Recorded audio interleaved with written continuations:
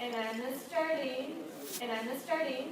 And today, in our 10th grade animal science class, we're going to be talking a little bit about ag issues. And to start things off, we're going to get started watching this clip of a trailer of a recently popular TV show.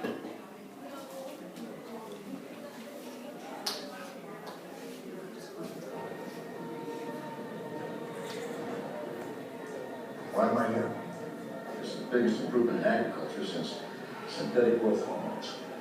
What is petropellet? It's a game changer. Petropellet? You're feeding cattle petroleum? Nobody wants oil in the food chain. Well, sure they do. There's peanut oil, olive oil. Side effects? Do they know what caused the cattle to explode? If it wasn't jihad, I would put my money on the petroleum. Let's not overthink it, all right? They pay us to fix their image, not their cattle. Supposed to make sure this thing doesn't get out. Google animal oil cow explosion video. Why are my cows exploding all over the internet? Who did you say was promoting that video? The young man behind the #1 viral video, this is Chip Randolph. Thanks for having me. You're just a farmer. I'm part of an organization that's committed to better farming practices. That's terrific. But why create a violent video of a cow exploding? That's actual security footage from an animal lab. Only we could find some way to get through to him. Someone who could charm him. How can you suggest this? You're my dad. I would never suggest it. Maybe that'll be for you. Probably. When people see that video that you put up, they're going to start hating on animal oil. You know, like animals doing some kind of weird science. Dr. Evil stuff. Thanks, Lawyer. All right. So what we're going to have you guys do today, kind of leading in from that video, there's a lot of ag issues out there where there are different organizations saying different things about where your food comes from and like animal practices and stuff like that, different animal welfare things. So our activity for you guys today is you all should have a piece of paper. You can go ahead and flip it over. And what we're going to have you do, there's a issue on there that has come up at some point in the media. We just want you guys to do some research on it. You'll have about 3 or 4 minutes. You can Google. We recommend using, certified websites like USDA and stuff like that. And just try and find out some more information about what's written on that piece of paper.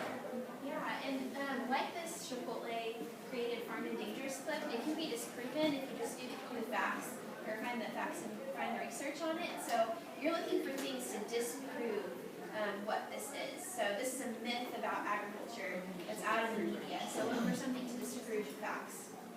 Are there any questions? All right, go ahead and get started. We have about 3 or 4 minutes.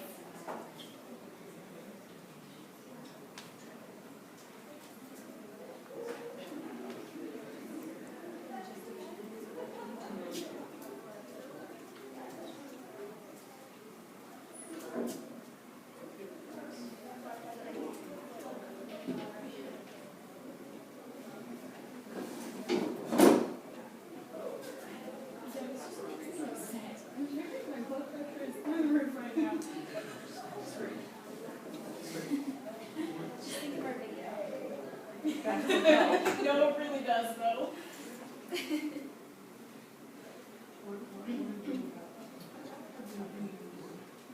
guys have any questions or anything?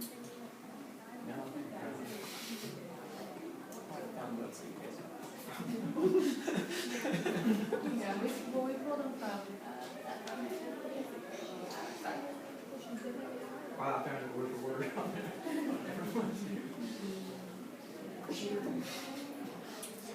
I do good research.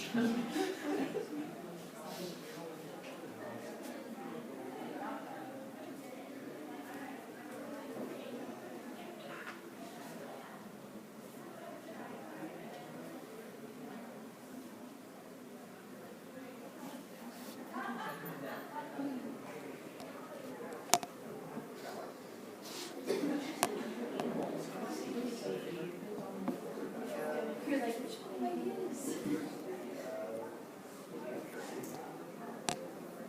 Here's how to use one. Any questions, John? No. Guys, take maybe another minute or two. Make sure you jot some thoughts down so you can share with the class later.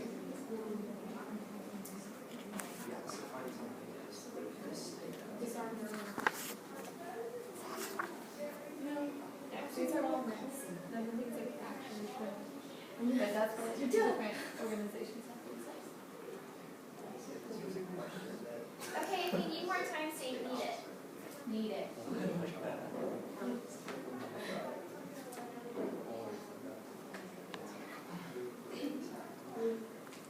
These are the time maybe wanna skip things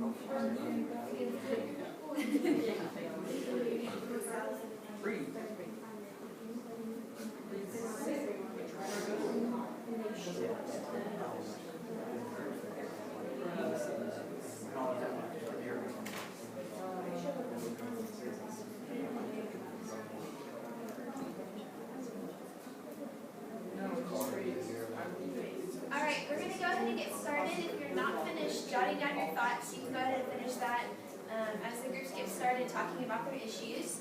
But would someone like to volunteer to go first? Awesome, okay. Why don't you share what your issue is and then what the research says? And then maybe even some thoughts about finding the research, whether it's easy or hard, or whether it makes sense for consumers. Ours was farm animals are routinely mutilated by beak trimming, tail docking, branding, dehorning, castration, and other practices to make it easier for the farm. And what we found is some of these are actually practices that make the welfare of the animal greater, just like a lot of dogs get their tails trimmed, house dogs. And it just kind of helps the animal live a better life. She found an alternative to branding, sort of. Yeah, it's like freeze branding. They use dry ice, and it doesn't produce a scar like the hot iron ones do. It just causes the hair follicles to produce white hair, and so it's a great alternative to actual hot branding. Like, I mean, as long as it's not a white cow. Yeah. Thanks, guys. Anyone else want to share? We have our little paper said cloning results in severely damaged animals who suffer and continue to have health problems all their lives. And found that I know like a lot of things have come up lately, but cloning isn't a new technology. And offspring from clones, they don't get weaker and weaker. They're actually just like in vitro or whatever. So even though it's a clone, it's not decreasing the value of the genetics. Anything, it's just the same and it's stronger. Thanks for sharing. Maybe one more group. You guys want to share? We had farm animals in confinement or prone to disease, forcing farmers to routinely use antibiotics, hormones, and drugs to keep them alive, which jeopardizes animal and human health. Well, we basically looked at specifically gestation of farrowing crates and free-range chickens, and if they're in confinement, they're less likely to hurt each other. In gestation crates especially, the mom will kill her babies, and chickens are vicious little creatures, and they will attack each other if given the opportunity. So, Yeah, thanks for sharing. So did you guys find it was easy to find this information, or do you have to dig around a little bit? It's really I think it kind of depended on what you Google search, because if I typed like ours is vegetarian diet versus like non-vegetarian, so if I was to type vegetarian, a lot of it was like for vegetarianism, and then I typed eating meat is healthy, and a lot of it was like about how you should eat. It's really important that you guys, that as consumers, we kind of know the facts about what's going on. A lot of different things will say, a lot of different sites and things will say certain things. If you guys really want to know about an ag issue, I would definitely recommend going to like the USDA website. They usually have pretty correct information, or any other site that is, owned by the government and held by the government. So, do you have any closing thoughts? Yeah, and I would just encourage you guys, to be informed and to think about issues before you believe something that you see. And that goes for anything, even outside of agriculture. We all know that as informed citizens, we should do our research. That's all we have.